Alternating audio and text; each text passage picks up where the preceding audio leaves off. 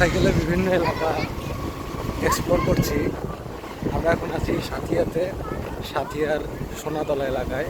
এবং এটি দেখতে পাচ্ছেন, এটা হচ্ছে ইছামতি নদী, পাশ দিয়ে ইছামতি নদী চলে গেছে, এই পাশে রাস্তা। আমরা সামনে যাচ্ছি সোনাতলা বাজারের দিকে। সাথিয়া উপজেলার একটি পরিচিত একটি নাম সোনাতলা এলাকা। এবং এই এলাকার একটি বৈশিষ্ট্য হচ্ছে, এই এলাকায় একসময় মানে যেটা বলে মাটির জিনিসপত্র বা মৃৎশিল্প, কুমোরদের বসবাস ছিল। এখন কেমন আছে সেটা জানি না। এবং আর একটা হচ্ছে তাঁত শিল্প, এখানকার তাঁত শিল্প বিখ্যাত, লুঙ্গি বা গামছা ইত্যাদি তৈরি হতো এখানে। এই দুইটা শিল্পের জন্য এই গ্রামটির পরিচিত অনেক আগে থেকে, কারণ বিভিন্ন জায়গায় স্টিকারে দেখেছি যে কাপড়ের সাথে ওখানে লেখা ছিল যে সোনাতলা বাম।